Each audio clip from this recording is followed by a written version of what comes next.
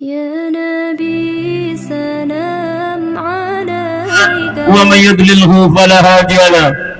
قال سبحانك لا علم لنا إلا ما علمتنا إنك أنت العليم الحكيم. رب اشرح لي صدري ويسر لي أمري واحلل عقدة من لساني يفقهوا قولي. بسم الله الرحمن الرحيم.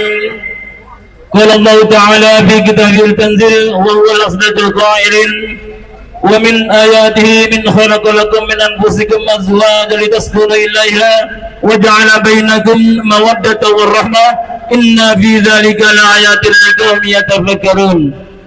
وقال رسول الله صلى الله عليه وسلم النكاح سنتي فمن رغب عن سنتي فليس مني. أشهد أن لا إله إلا الله وحده لا شريك له الملك الحق المبين واشهد ان نبينا محمدا عبده ورسوله المبعوث رحمة للعالمين. اللهم صل وسلم وبارك وكرم على هذا النبي الكريم سيدنا ومولانا محمد وعلى آله وصحبه أجمعين. أما بعد.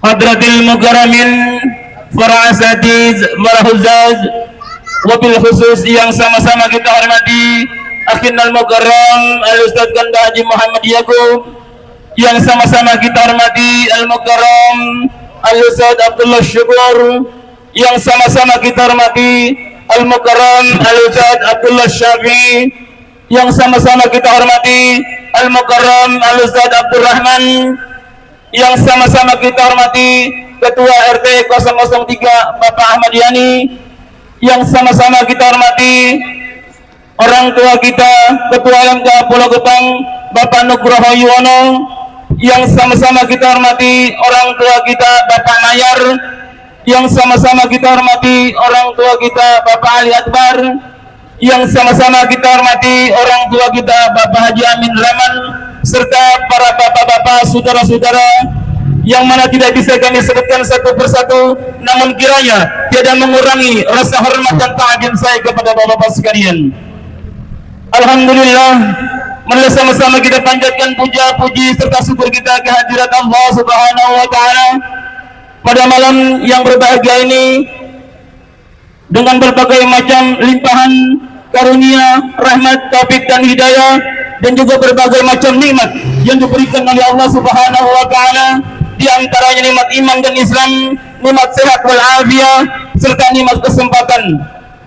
Hadirin ulimatul urus yang dirahmati Allah Subhanahu wa taala, pada malam hari ini kita sama-sama diundang oleh walimatul hajat dalam rangka walimatul urus, yakni Bapak Burhan sekeluarga. Tentunya kita ketahui bersama bahwasanya besok pada jam 10 beliau akan menikahkan anaknya, yakni Nurul Jihad dengan Adinda Siti Nurul Sobah. Insya Allah kehadiran kita pada malam hari ini turut mendoakan dan meminta restu kepada bapak sekalian agar senantiasa pelaksanaan akad nikah pada besok hari dapat berjalan dengan lancar, dan mudah-mudahan Allah berikan kesehatan kepada kedua mempelai, dan juga kita doakan kepada kedua mempelai mudah-mudahan dikekalkan jodohnya dan juga mendapatkan juriyah, yakni juriyah yang soleh dan solihah, dan menjadi keluarga yang mawaddah warahmah, dan juga menuju kepada baiti jannati. Dan kita doakan kepada Bapak Burhan yang sedang melaksanakan walimah, mudah-mudahan selalu Allah berikan kesehatan sekeluarga. Tentunya kita doakan pula kepada beliau agar senantiasa barang-barang yang dipinjam menjadi lindungan Allah Subhanahu wa taala, dan harapan beliau, tamu yang diundang tentunya sesuai dengan harapan beliau. Amin amin ya rabbal alamin. Salawat beriring salam marilah sama-sama kita sanjungkan kepada junjungan Nabi besar kita Muhammad sallallahu alaihi wasallam beserta sahabat dan keluarganya yang mana syafaatul uzma kita nantikan di rumah kiamat nanti. Amin amin ya rabbal alamin. Hadirin, untuk mempersingkat waktu Kita mulai saja dengan membuka acara pada malam hari ini membaca Al-Quran. Mudah-mudahan dengan karamah suratul Fatihah apa hajat kita yang hadir dapat dikabulkan oleh Allah Subhanahu wa taala. Ala hadhihi niyya wa ala kulli salih wa hadratin Nabi Mustafa Rasulullah sallallahu alaihi wasallam. Al-Fatihah. A'udzu billahi minasy syaithanir rajim. Bismillahirrahmanirrahim. Alhamdulillah rabbil alamin arrahmanir rahim maliki yaumiddin iyyaka na'budu wa iyyaka nasta'in ihdinas siratal mustaqim siratal ladzina an'amta 'alaihim ghairil maghdubi 'alaihim waladdallin. Amin amin ya rabbal alamin. Hadirin jamaah pengurus yang dirahmati Allah Subhanahu wa taala, kita bacakan surat Al-Fatihah yang almarhum Bapak Mutar bin Kong Haji Gerut bin Bulir, almarhumah Lami binti Layu, almarhumah Maratani binti Kamar, almarhum Haji Ahmad bin Sian, almarhumah Saina binti Nian, almarhum Haji Abdul Manap bin Engkong Haji Gerut, almarhum Haji Muhammad Akib bin Engkong Haji Gerut, almarhum Haji Angkut bin Kodeng, almarhum Haji Sanusi bin Jipet, almarhum Haji Asmat bin Bulir, almarhum Haji Mujni bin Bulir, Haji Geni bin Bulir, Parto Dikromo bin Noyorejo, almarhumah Rebi binti Kartorejo, almarhumah Sapina binti Parto Dikromo, almarhum Bunyamin bin Muhtar, almarhumah Eno binti Mutar, serta kita doakan untuk keluarga kita, saudara-saudara kita, dan guru-guru kita yang telah pulang ke rahmatullah. Mudah-mudahan almarhum dan almarhumah yang kita sebutkan tadi selalu mendapatkan maghfirah, ampunan dari Allah Subhanahu wa taala, dan kuburnya dijadikan oleh Allah radha min riyadil jannah. Ala hadhihi niyya wa ala kulli salih wa hadratin Nabi Mustafa Rasulullah sallallahu alaihi wasallam. Allahumma qillahu warhamhu wa'afihi wa'fu Allahumma qillaha warhamha wa'afihi wa'fu anna. Allahumma qillahu warhamhu wa'afihi wa'fu anna. Allah taqashshada bir rahmah wal maghfirah si'alahumul Fatihah. A'udzu billahi minasy syaithanir rajim. Bismillahirrahmanirrahim. Alhamdulillahi rabbil alamin arrahmanir rahim maliki yaumiddin. إياك نعبد وإياك نستعين اهدنا الصراط المستقيم صراط الذين أنعمت عليهم غير المغضوب عليهم ولا الضالين. Amin amin ya rabbal alamin. Hadirin jamaah walimatul urus yang dirahmati Allah Subhanahu wa taala, untuk pembacaan tahlil dan tahmid yang insyaallah akan disampaikan oleh Al-Mukarram Ustaz Kanda Haji Muhammad Yakub, dan dilanjutkan dengan bacaan kisah maulidnya Nabi besar kita Muhammad sallallahu alaihi wasallam oleh tim Hadra Asbabun Nur. Tentunya kepada beliau kami persilakan dengan segala hormat. Allahumma shalli ala Muhammad. Mari kita menaikkan hajat dari sebetulnya, baik yaitu pembukaan keluarga dan juga kedua mempelai, mudah-mudahan hajat pada malam hari ini sampai esok harinya sampai malamnya, mudah-mudahan Allah memberikan kesehatan, keberkahan, kemudahan, dan berkah dari Allah Subhanahu wa taala, baik yang sahih hajat maupun kita yang hadir, semua mendapatkan pahala dari Allah Subhanahu wa taala. Apa yang kita hadir pada malam hari ini semua mendapatkan dari Allah Subhanahu wa taala. Allah Muhammad Mustafa Rasulullah sallallahu alaihi wasallam. أعوذ بالله من الشيطان الرجيم. بسم الله الرحمن الرحيم. الحمد لله رب العالمين الرحمن الرحيم مالك يوم الدين. إياك نعبد وإياك نستعين اهدنا الصراط المستقيم صراط الذين أنعمت عليهم غير المغضوب عليهم ولا الضالين.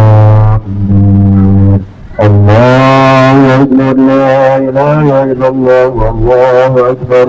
بسم الله الرحمن الرحيم. قل هو الله أحد الله الصمد لم يلد ولم يولد ولم يكن له كفوا أحد.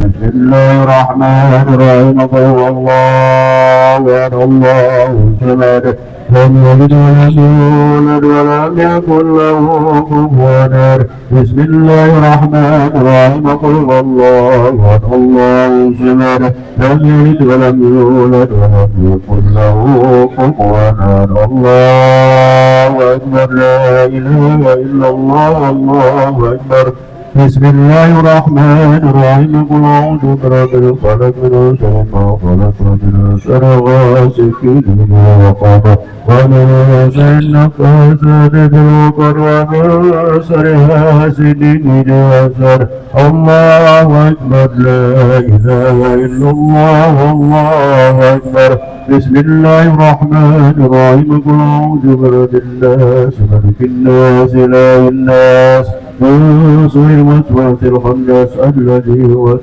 في صدور الناس من الجنة والناس الله أكبر لا إله إلا الله الله أكبر بسم الله الرحمن الرحيم الحمد لله رب العالمين الرحمن الرحيم مالك يوم الدين إياك نعبد وإياك نستعين اهدنا الصراط المستقيم صراط الذين أنعمت عليهم غير المغضوب عليهم ولا الضالين بسم الله الرحمن الرحيم ألف لام ميم ذلك الكتاب لا ريب فيه هدى للمتقين الذين يؤمنون بالغيب ويقيمون الصلاة ومما رزقناهم ينفقون والذين يؤمنون بما أنزل إليك وما أنزل من قبلك وبالآخرة هم يوقنون أولئك على هدى من ربهم وأولئك هم المفلحون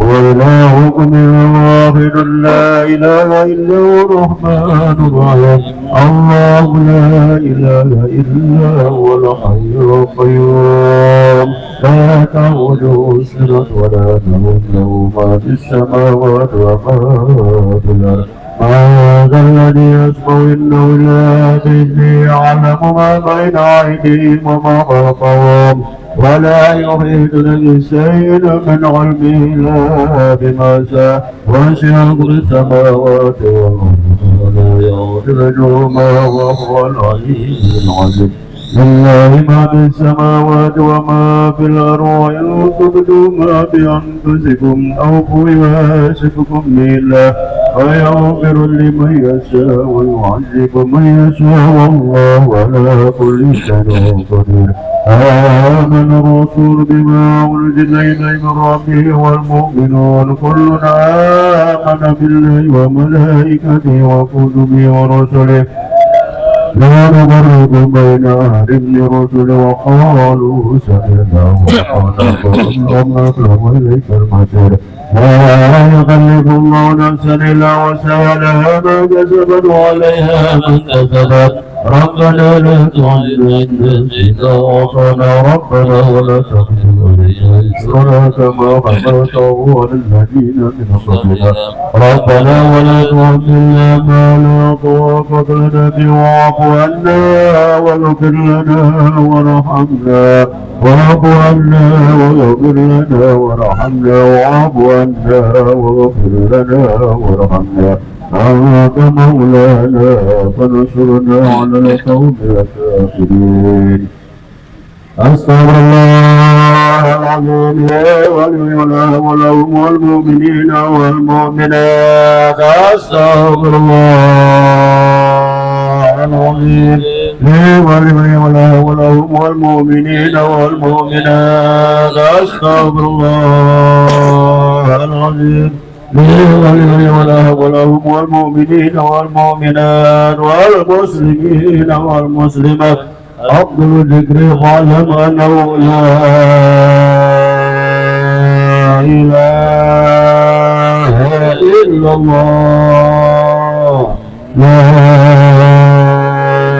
إله إلا الله لا إله إلا الله محمد رسول الله صلى الله عليه وسلم لا إله إلا الله لا إله إلا الله لا إله إلا الله لا إله الله لا إله إلا الله لا إله إلا الله لا إله إلا الله لا إله إلا الله لا إله إلا الله لا إله إلا الله لا إله إلا الله لا إله إلا الله لا إله إلا الله لا إله إلا الله لا إله إلا الله لا إله إلا الله لا إله إلا الله لا إله إلا الله لا إله إلا الله لا إله إلا الله لا إله إلا الله لا إله إلا الله محمد رسول الله لا إله إلا الله محمد رسول الله لا إله إلا الله محمد رسول الله لا إله إلا الله لا إله إلا الله لا إله إلا الله لا إله إلا الله لا إله إلا الله لا إله إلا الله لا إله إلا الله لا إله إلا الله سيدنا محمد رسول لا إله إلا الله سيدنا محمد رسول الله صل على سيدنا محمد اللهم صل عليه وسلم اللهم صل على سيدنا محمد اللهم صل عليه اللهم صل على سيدنا محمد اللهم صل عليه وسلم اللهم صل على سيدنا محمد اللهم صل اللهم صل على سيدنا محمد يا رب صل عليه وبارك وسلم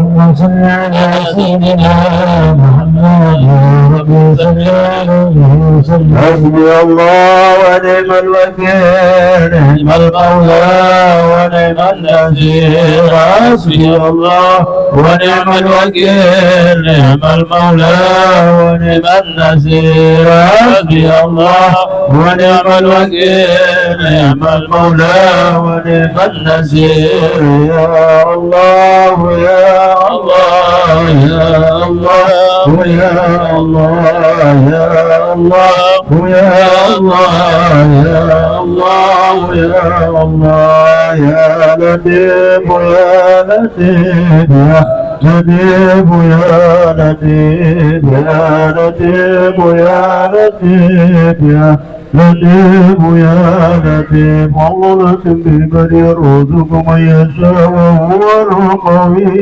العزيز سبحان الله بحمده سبحان الله وبحمده سبحان الله وبحمده سبحان الله وبحمده سبحان الله وبحمده سبحان الله وبحمده سبحان الله عدد ما خلق الله سبحان الله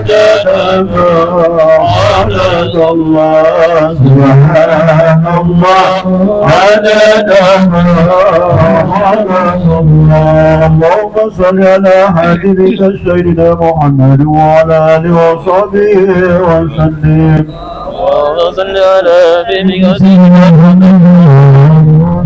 اللهم صل على حبيبك سيدنا محمد وعلى آله وصحبه وسلم اللهم صل على حبيبك سيدنا محمد وعلى آله وصحبه اللهم صل على حبيبك سيدنا محمد وعلى آله وصحبه وبارك وسلم اللهم صل على حبيبك سيدنا محمد وعلى آله وصحبه وبارك وسلم إن الله وملائكته يصلون على النبي الذين آمنوا صلوا عليه وسلموا تسليما إلى محمد المصطفى المرحوم صاحب الحاجات إلى المساجد والقسمات والمؤمنين والمؤمنات الأحياء منهم والأموات الفاتحة أعوذ بالله من الشيطان الرجيم بسم الله الرحمن الرحيم الحمد لله رب العالمين الرحمن الرحيم مالك يوم الدين إياك نعبد وإياك نستعين اهدنا الصراط المستقيم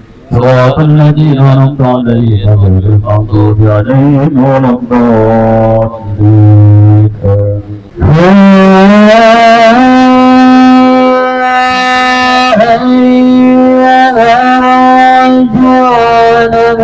شفاعة صلى عليه وسلم تسليما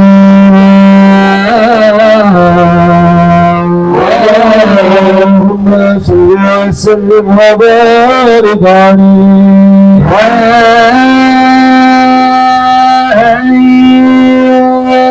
مشتاقون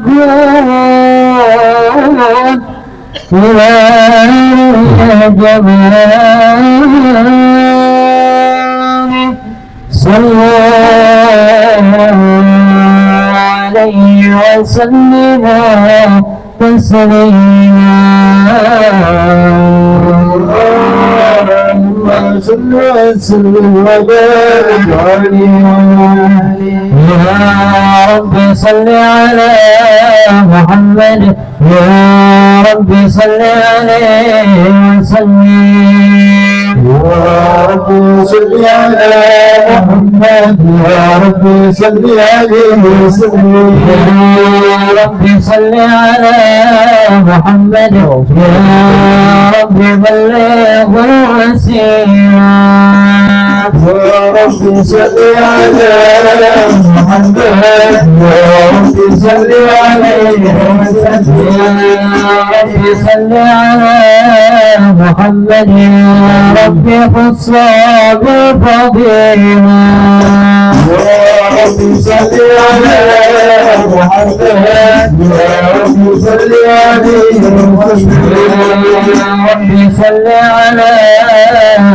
محمد يا رب وارضى عن الصحابة يا رب صل على محمد يا رب صل عليه وسلم يا رب صل على محمد يا رب وارضى عن السلام يا رب صل على محمد يا رب صل عليه وسلم يا رب صل على محمد يا رب وارضى عن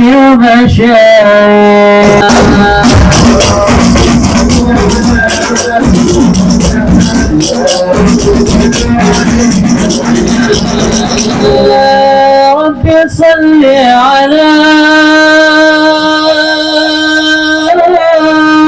محمد يا رب وارحم كل مسلم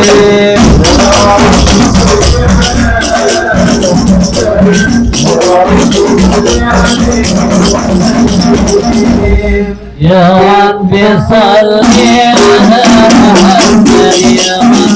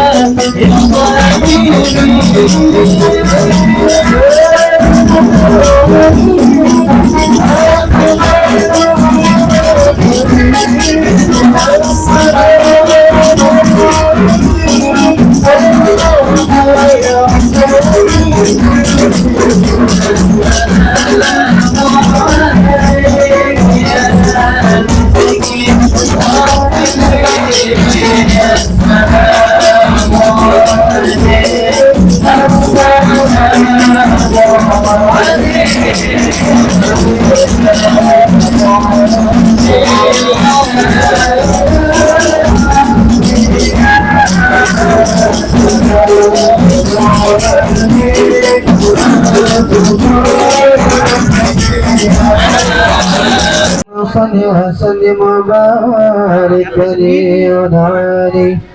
بسم الله الرحمن الرحيم. إنا فتحنا لك فتحا مبينا يغفر لك الله ما تقدم من ذنبك وما تأخر ويتم نعمته عليك ويهديك صراطا مستقيما وينصرك الله نصرا عزيزا لقد جاءكم رسول من أنفسكم عزيز عليه ما عنتم حريص عليكم بالمؤمنين رؤوف رحيم صلى الله عليه فإن تولوا فقل حسبي الله لا إله إلا هو عليه توكلت وهو رب العرش العظيم إن الله وملائكته يصلون على النبي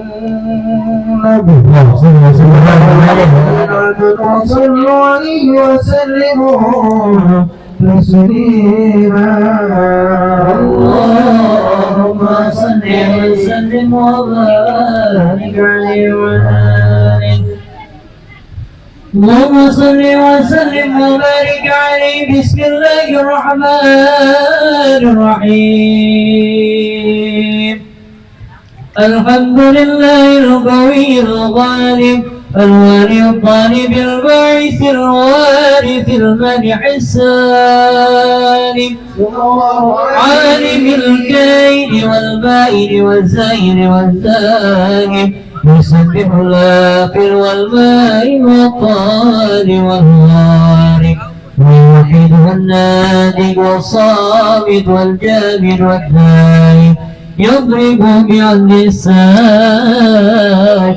ويسكن بفضله الطارئ لا إله إلا الله حكيم نظر بديع حكمه والعجائب في تركيب هذه القوالب خلق مخا وعظما وعدودا ورودا ولحما وجلدا وعشارا بنظم مختلف متراكب مما النافق يخرج من بين الصلب والترائب لا إله إلا الله كريم بسط لخلقه بساط كرمه والبواقب ينزل في كل ليلة إلى السماء الدنيا وينادي هل من مستغفر هل من تائب هل من طالب حاجة فأنير المطالب فلو رأيت الخدام قياما على الأقدام وقد اجادوا بالدموع السواقب والقوم بين نادم والتائب وخائف لنفسه يحاتب وبك من الذنوب إليه هارب فلا يزالون بالاستغفار حتى يكف كف النهار ويول الغياهب ويعودون وقد فازوا بالمكتوب وأدركوا رضا المحبوب ولم يعد أحد من القوم وهو خائب لا إله إلا الله فسبحانه وتعالى من ملك أوجد نور النبي محمد صلى الله عليه وسلم من نوري قبل يخلق هذا من الدين الغالب وهذا فقره على الأشياء وقال هذا سيد الأنبياء وأجل الأسفياء وأكرم الحبايب اللهم صل وسلم وبارك عليه وعلى آله اللهم صل وسلم وبارك عليه ثم رده من العجز قبل أن يبرد الفرس وقد نال جميع الماري وإذا صرفت تربت طيبة منه بيصرف قال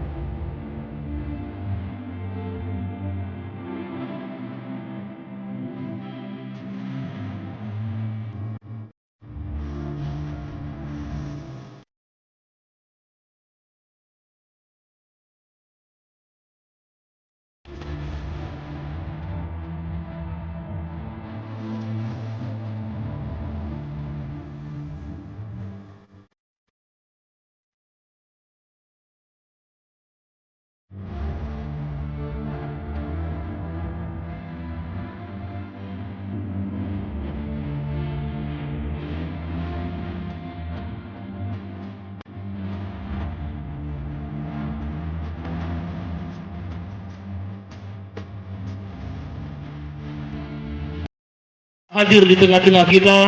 Oleh karena itu, tak berpanjang waktu, marilah sama-sama kita dengarkan tausiah yang disampaikan oleh beliau dalam rangka walimatul urus. Tentunya kepada beliau kami persilakan, falyatafadhal masdura.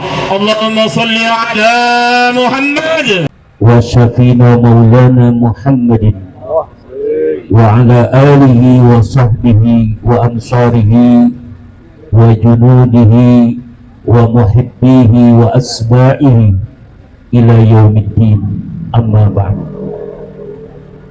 Wa qad qala Allah ta'ala fi muhkami tanzilih wa huwa asdaqul qailin. A'udzu billahi minasy syaithanir rajim. Bismillahirrahmanirrahim. Fankihu ma taba lakum minan nisa'i masna wa sulasa wa ruba. Fa in khiftum alla ta'dilu fawahida. Al-ayah. Wa qad qala an-nabiy sallallahu alaihi wa alihi wasallam fil hadits syarif, an-nikahu sunnati faman raghiba an sunnati falaysa minni. Sadaqallahu wa sadaqa rasuluhun nabiyul habibul karim, wa nahnu ala dhalika minasy syahidin wasyakirin walhamdulillahi rabbil alamin. Hadratul kiram wal a'izzah, para alim ulama, para asatiz, para hujjah, para tokoh dan sesepuh masyarakat, bapak-bapak dan saudara-saudara hadirin jamaah majelis tasyakur walimatul urus yang insya Allah semuanya senantiasa dimuliakan, dirahmati dan diberkahi oleh Allah Subhanahu wa Ta'ala.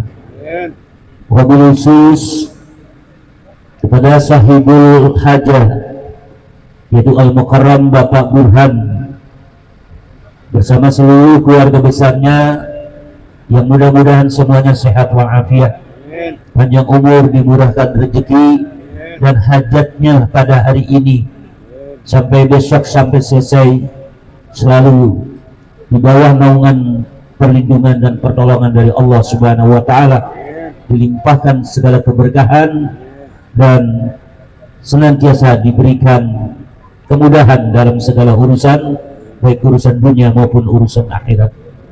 Dan juga yang saya hormati dan saya muliakan Al-Mukarram Al-Muhtaram Bapak Haji Muhammad Yaqub selaku tokoh masyarakat dan juga pengurus daripada Majlis Taklim dan Mushola An-Nur. Dan juga yang saya hormati Al-Mukarram Wal-Muhtaram Bapak Ali Akbar, Al-Mukarram Wal-Muhtaram Bapak Ahmad Ghazali yang selaku pembawa acara, Al-Mukarram orang tua kita Bapak Mayar, Al-Mukarram Bapak Ahmad Yani Ketua RT hadir. Oh ya, alhamdulillah, saru Pak RT. Harus saru sama ininya. Wah, ada warna biru. Ya. Mudah-mudahan semuanya senantiasa sehat walafiat, dipanjangkan umur dan selalu dalam keberkahan dari Allah Subhanahu wa Ta'ala. Dan juga Al-Mukarram Bapak Haji Rahman, Bapak Haji Amin ya, yang insya Allah juga selalu sehat walafiat dan diberkahi oleh Allah Subhanahu wa Ta'ala.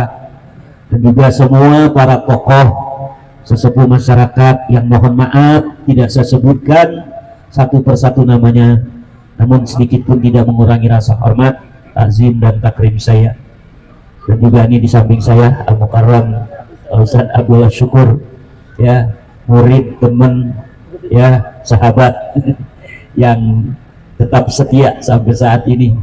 Mudah-mudahan beliau juga selalu sehat walafiat dan diberkahi oleh Allah Subhanahu wa Ta'ala. Bapak-bapak dan saudara-saudara hadirin jamaah majelis tasyakur yang dimuliakan Allah, ada perbedaan antara manusia dengan binatang. Ada perbedaannya, Pak? Dalam hal apa? Ya, manusia punya nafsu, binatang punya nafsu. Berarti sama nggak? Bedanya di apa? Manusia punya akal, binatang nggak punya akal. Karena manusia punya akal, maka manusia ini lebih dimuliakan oleh Allah Subhanahu wa Ta'ala. Kenapa? Karena dengan akal itu manusia mampu beretika, beradab, berakhlak yang baik. Tapi apabila manusia kok kelihatannya nggak punya etika, nggak punya adab, nggak punya sopan santun, nggak punya akhlak, Timbul pertanyaannya, kemana akalnya? Iya. Kemana akalnya? Nggak tahu, dibuang kali ke BKP. Iya, dianggap mungkin menurutnya ngeribetin. Iya. Binatang nggak punya akal, makanya dia nggak punya malu. Hidup semau-maunya, nggak tertutup auratnya, ngablak kemana-mana kelihatan punyanya. Kemarin waktu korban makan sapi, pada pakai jaket nggak dia? Kambing sapinya itu, nggak semuanya telanjang kelihatan. Ya, kenapa nggak punya malu? Kenapa nggak punya malu? Karena nggak punya akal. Makanya apabila manusia kau nggak punya malu, kan berakal, kemana akalnya? Itu dipertanyakan. Ya, nah kita alhamdulillah Allah lebih memuliakan kita daripada binatang. Nah, untuk menjaga kemuliaan itu Allah bikin aturan-aturan supaya kemuliaan kita tetap terjaga, tetap awet, ya. Nah, aturan-aturan Allah itu diantaranya adalah nikah. Dan ini juga pembeda antara kita manusia dengan manusia. Kalau mau kawin apa dulu? Nikah dulu. Kalau binatang mau kawin, nikah dulu enggak? Main nyosor aja dia, main seruduk aja, bodo amat. Ya kan, mau pikirin, ya kan, pakai segala nikah. Kagak ada Pak dalam kamus binatang ya mau kawin tuh nikah dulu. Tapi manusia, kita khususnya umat Islam, ada aturan main nikah. Dan nikah itu nanti ada prosedurnya juga, nggak sembarang nikah, nggak asal nikah. Ya, ada rukun-rukunnya, ada syarat-syaratnya. Yang apabila rukunnya nggak terpenuhi, maka nikah itu dianggap fasad, rusak, tidak sah. Lah kalau nikahnya rusak, nggak sah, berarti nanti dia berhubungan, hukumnya apa? Zina, haram, dosa besar. Tuh, ya, tuh poin yang pertama. Jadi kita bersyukurlah kepada Allah karena kita diberikan peraturan untuk menjaga kemuliaan yang Allah berikan kepada kita. Nah, kalau kemudian zaman sekarang orang udah pada selagu-lagunya, ya kan, cewek mana aja kadang-kadang dia sedeng-sedengin, dikirain sendal kali, ya kan, main sedeng-sedengin aja. Iya, tuh kadang-kadang udah bengkak baru nikah itu udah banyak. Kadang-kadang anehnya lagi, nyaknya bangga banget, girang, alhamdulillah neng, loh, ya kan, pacar banget, nah belum nikah udah bunting, bangga orang tua. Nah kalau zaman dulu istilahnya amit-amit kan begitu. Iya, kenapa? Karena dulu tuh gak dapat apa, dampaknya itu kelihatan, nyata, dirasakan. Kagak hujan-hujan aja, ya kan, panas terus. Itu kita biasanya, ini jangan-jangan ada perawan ngerem katanya nih. Iya kan, dibuat anuan, ya memang benar juga, karena apabila terjadi perzinahan, laknat Allah akan turun. Tapi sekarang kayaknya enggak, tuh biasa-biasa. Nah itulah karena udah udah ngampar, udah kaprah kemana-mana. Iya, ketika kita jauh dari tempat pembuangan sampah, mungkin kita akan mencium bau yang enggak sedap dari sampah-sampah yang busuk. Tapi kalau kita nongkrong di tempat sampahnya malah nggak bau, Pak. Kenapa? Karena baunya kedorong sama angin. Begitu juga zaman sekarang. Kenapa kok tidak ada azab, tidak ada laknat Allah yang dihantam ketika masyarakat di sekeliling kita di mana-mana perzinahan sudah merajalela? Kenapa? Karena kita posisinya berada, istilah tadi, kita nongkrongnya di tempat sampah. Oh iya, kita nongkrong di tempat orang jual minyak wangi. Andai kata baunya gitu-gitu. Tapi kalau kita menghindar agak jauh, malah baunya lebih lebih terasa. Kenapa? Karena tiupan aromanya itu ke bawah angin, kemudian kita hirup. Nah ini ya, ini poin pertama. Yang kedua, ya, dulu zaman Nabi itu ada sahabat yang kagak mau nikah, dia maunya ibadah aja. Nah ini kan ditegur sama Nabi, kamu kenapa nggak nikah-nikah? Ya nggak kenapa-napa ya Rasulullah, saya pengen fokus ibadah aja dalam hidup saya. Nabi bilang la ruhbaniyata fil Islam, tidak ada kependetaan dalam Islam. Kan kalau dalam kependetaan dalam Nasrani Yahudi, apabila jadi pendeta itu nggak boleh nikah, nggak boleh kawin, jadi harus membujang terus jomblo terus. Tapi banyak kasus, banyak biarawati yang pada pada bunting. Tahu yang buntingin siapa itu? Ya kan, kalau pendetanya kan katanya nggak mau kawin. Ya. Tapi yang jelas pendeta itu memang nggak mau nikah, tapi maunya kawin. Ya, nah itu dalam Islam ruhbaniyata, kata Nabi, nggak ada kependetaan, yang ada adalah jihad, perjuangan, termasuk nikah. Ya, jadi kalau kita, anak kita, keluarga kita nikah, berarti kita serentak sama-sama masuk ke medan jihad. Karena berumah tangga ini kan banyak apa? Ya, orang hidup secara umum banyak tantangan, banyak rintangan. Tapi ketika menikah nambah gak? Nambah. Ya kan lah, iya, karena tanggung jawab kita juga tambah. Ya. Ketika sang mempelai pria tangannya dikedek dikit aja ya, kenceng-kenceng. Ada yang ngobrol sewot banget wali. Ya kan, gua nikahin, ya, gua kawinin lu mana gua dua kan apa beretak. Iya, ya Allah. Ya, ketika dikedat, kemudian mempelai pria bilang, qabiltu nikah wa tazwijaha. Aku terima nikahnya dan kawinnya. Pada saat itu terjadi perubahan 360 derajat. Perubahan apa? Itu mempelai wanita sebelum ada kalimat qabiltu, jangankan sampai ke sono-sono. Tahu ke sono-sono? Kemana? Mana ujung BKT? Ya, disentuh, ya, dipegang aja, itu haram hukumnya. Diliatin aja mukanya haram. Apa yang lagi lebih dari itu? Tapi ketika qabiltu nikah, jangankan disentuh, dipegang sampai ke sana-sana tadi tuh, ya, itu udah halal. Mau diapain aja, waya apa aja halal.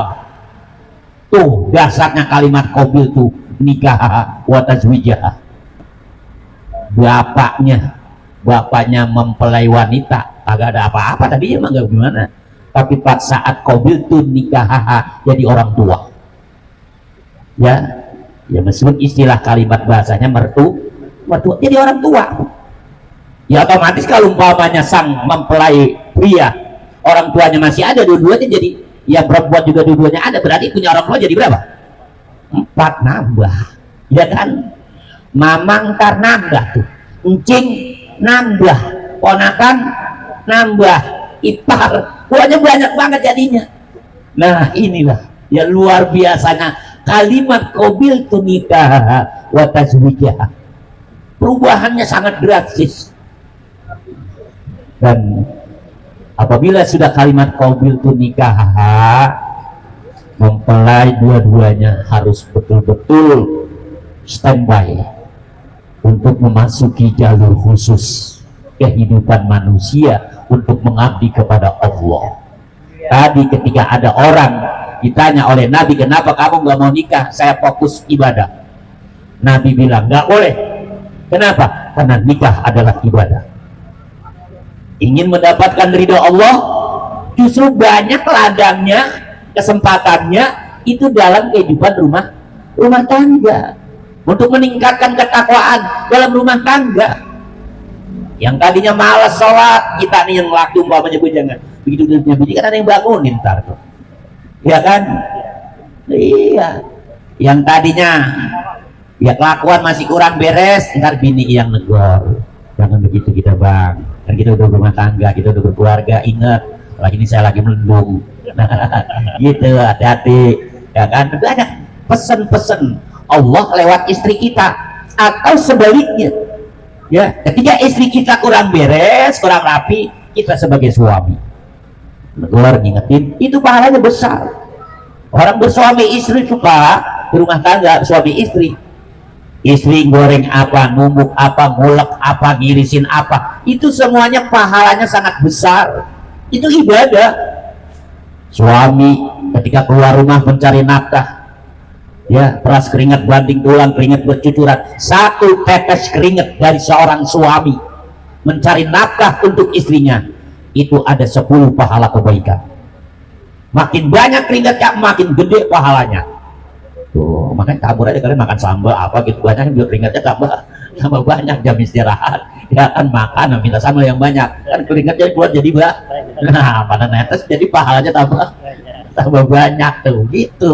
Ya kita bukan ngakal-ngakalin Tuhan, ya bukan, karena memang itu kesempatan ketika kita keluar rumah nih sebagai suami, itu berjuang, itu dianggap jihad. Dan ketika suami istri kumpul khusus nih, jalur khusus kumpulnya, ya kan, itu ya desahan suami atau istri ya itu dianggap sama dengan suara apa? Suara panah atau tombak atau pedang yang set gitu. Itu ada nilai jihad. Iya, tetesan keringatnya juga nih, tetesan keringat lagi. Ya kan tempur karena habis-habisan keluar keringat itu. Ya karena itu tetesan keringatnya ada 10 pahala kebaikan. Jadi isinya memang penuh dengan ibadah. Makanya kebangetan kalau ada orang kagak mau nikah, kagak mau jangan, kalau nikah ribet aja, ntar gua ngempanin beli ini beli itu, yang bikin gua stres. Ini orang geblek. Iya, bahkan Nabi pernah bilang miskinun li rajulin la zaujatalah. Laki-laki miskin kalau dia nggak punya bini, ya. Dan untuk perempuan Nabi bilang miskinatun. Perempuan miskin kalau dia nggak punya suami, dia nggak miskin, Pak. Meskipun tanahnya lebar, ngablak di mana-mana. Ya, rumahnya kontrakannya waris. Ya kan, 50 pintu doang. Ya, waris tuh. Iya, motor, mobil punya. Bini kagak punya, miskin masih itu. Ya, meskipun tanah mau rumah pas-pasan ngepres, ya. Motor juga motor miring. Kan motor miring? Ya motor miring. Ditaikin jalannya miring aja motor. Ujung-ujungnya ngelipak ke BKT, lu jadi ngelipak begini. Emang motor gua motor miring. Jadi kena angin sedikit langsung jatuh ngelipak. Ya, tapi dia punya bini kaya itu. Kenapa? Karena dalam kehidupan rumah tangga kekayaan kita adalah istri kita. Bener, Pak. Makanya Nabi mengajarkan kagak boleh galak sama bini, nggak boleh kejam sama bini, ya, jangan pelit sama bini, nggak boleh, Pak. Iya, istri kita itu amanat dari Allah, ya. Memberikan kasih sayang kepada istri itu akan membuka pintu-pintu rahmat dari Allah Subhanahu wa ta'ala. Jangan, ya.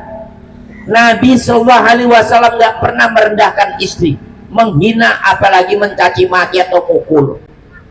Nabi pulang dakwah, Pak, pulang udah tengah malam, ngetok-ngetok pintu beri salam, kagak nyaut-nyaut. Siti Aisyah, kenapa? Udah pulas, udah angus banget tidur. Apa yang dilakukan Nabi dan apa yang kita lakukan kalau itu sama kita dah. Habis kan tuh pintu pada sengkleh, udah gedor-gedor, paling bangun kita omelin, lu tidur kebruk banget lo. Kan gua beri salam kencang banget 3 kali kagak nyaut-nyaut. Lu bukannya tidur kali, modar ya. Habisnya kita omelin itu. Nabi apa, Pak? Nabi beri salam nggak disautin, nggak bangun Aisyah. Beliau buka gelar sorbannya di depan pintu dan beliau tidur di situ. Akhirnya Aisyah bangunin, ya Rasulullah, bangun udah subuh. Alhamdulillah, ya. Ada Nabi ada yang bangunin saya.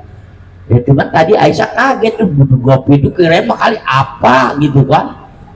Di depan pintu katanya Rasulullah. Beliau minta maaf. Ya Rasulullah, maafin saya.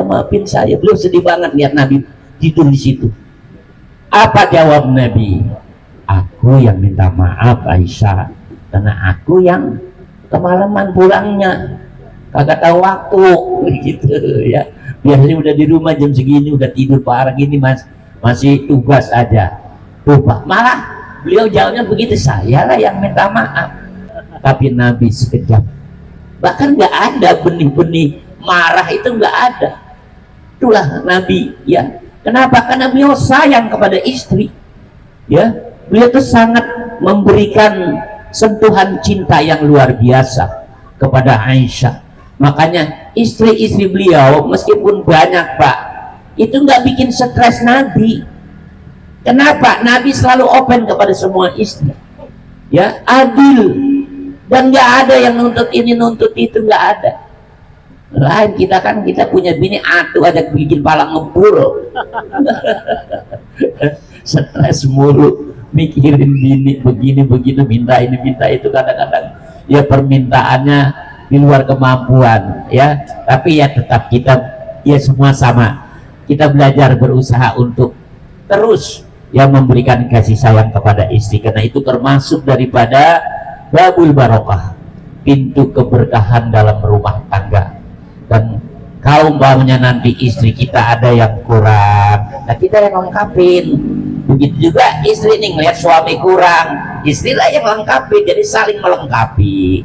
Ya, bahasa Al-Quran itu kunna libasul lakum, ya, mereka istri-istri kita itu adalah pakaian buat kalian, dan kalian pun pakaian buat mereka. Artinya saling menutupi. Jangan kita buka, jangan kita cerita tentang kekurangan-kekurangan istri kita.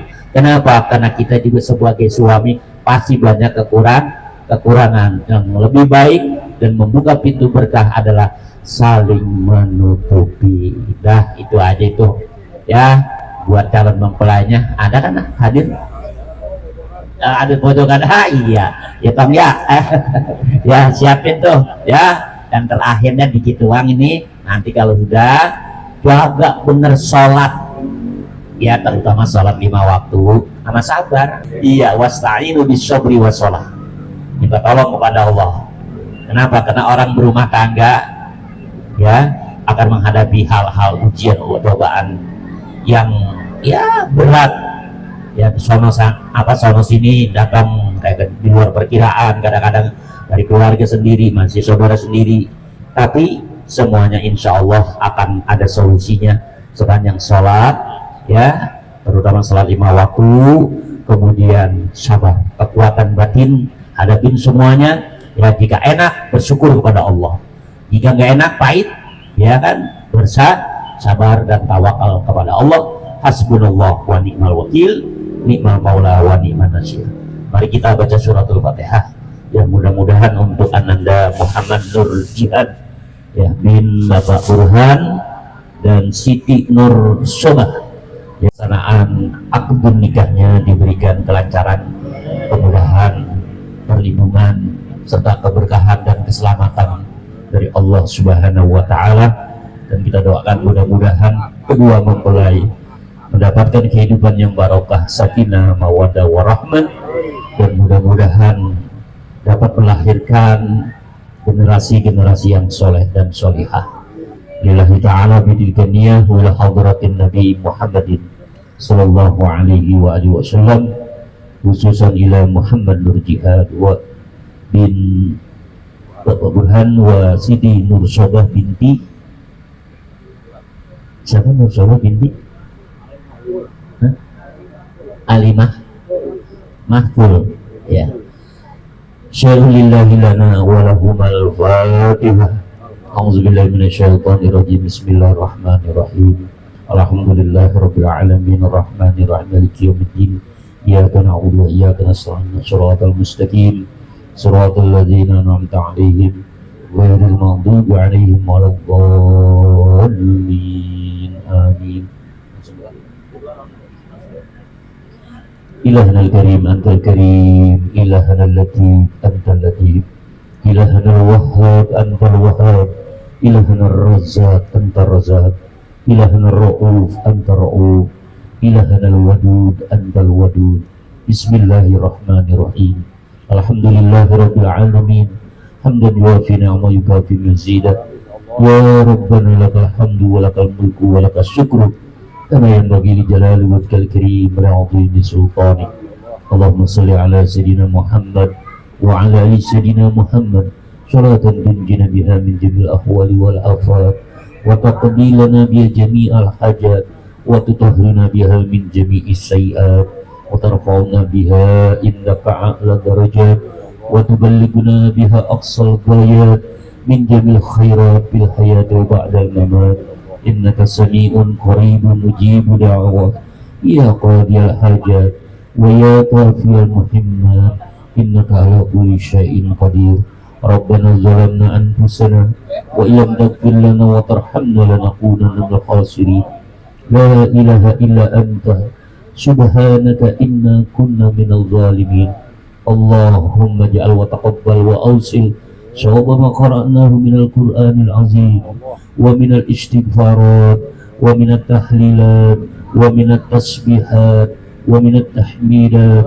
ومن الصلوات على نبيك محمد صلى الله عليه وآله وسلم في هذا المجلس هدية منا واسلة وبركة شاملة ورحمة من مواهب فضلك نازلة إلى حضرة نبينا وحبيبنا وشفينا ومولانا محمد وآله وأصحابه أجمعين ثم إلى جميع أرواح المرحومين المذكورين والمرحومات المذكورة من صاحب هذا البيت لجميع أرواح آبائنا وأمهاتنا أجدادنا وجداتنا وأمامنا وعماتنا وأخوالنا وخالاتنا ولمن حق علينا ولمشايخنا معلمينا وأساتذتنا ولجميع المسلمين والمسلمات والمؤمنين والمؤمنات الأحياء منهم والأموات اللهم إنا نسألك العفو والعافية والسلامة والمعافاة دائمة في الدين والدنيا والآخرة اللهم اجعلنا في كنفك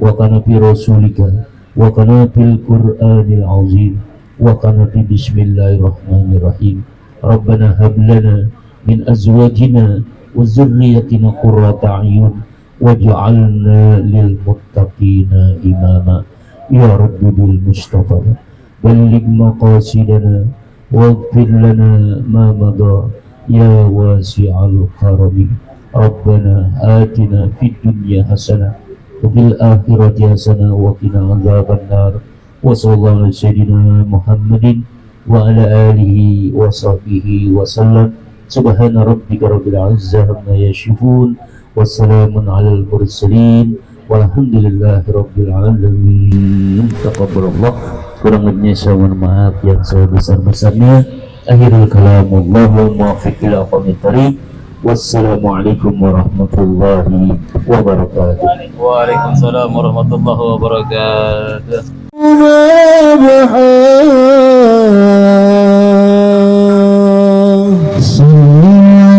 Sallim ala muallim Sayyidi Muhammad ya Habibullah salli wa sallim ala muallim Sayyidi Muhammad ya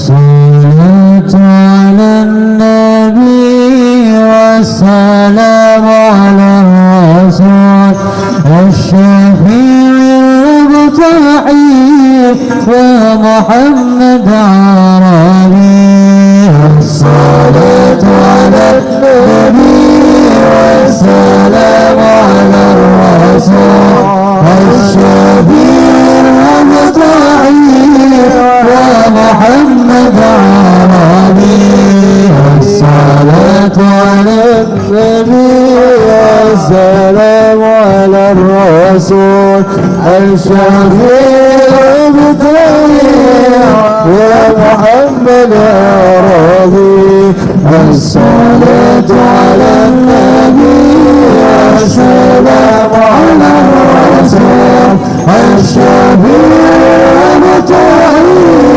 ومحمد عربي خير من يؤتي سلام المشفع للورى ومن به هل ترى كل عبد مذنب خير من يؤتي شرع المشفع في الورى ومن به خلة كل عبد مسلم الصلاة على النبي والسلام على الرسول الشفيع الأبطال ومحمد عربي الصلاة على النبي والسلام على الرسول الشفيع الأبطال ومحمد عربي ما له من وجبي فذنبت ذنبي ما له من وجبي فذنبت ذنبي من يموت في حبه فذنبت ذنبي من يموت في حبه فلقل المتنبي الصلاة على النبي والسلام على الرسول الشفيع المصطفى ومحمد عربي الصلاة على النبي والسلام على الرسول الشفيع المصطفى ومحمد عربي يا نبي هذا مطلبي أنت المرتجى يا مسيحا اشفع لنا يا حبيبنا اشفع لنا حبيبنا يا رسول الله يا نبي يا نبي هزمت عليه أنت المرتجى يا مسيحا اشفع لنا يا حبيبنا اشفع لنا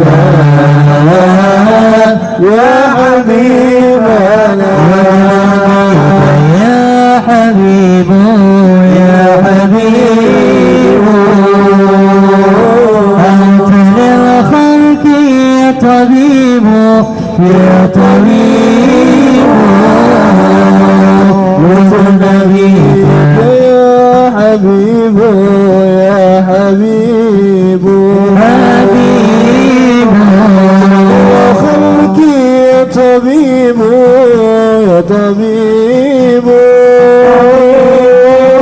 اشفع لنا لنا لنا يا حبيبنا لك شفاعة يا رسول الله لك شفاعة يا رسول الله يا رسول الله يا نبي يا نبي شفاعة هجمت عليه أنت المرتجى يا مسيحا اشفع لنا يا حبيبنا اشفع لنا يا حبيبنا بالشرع المبين تنصر الحيدان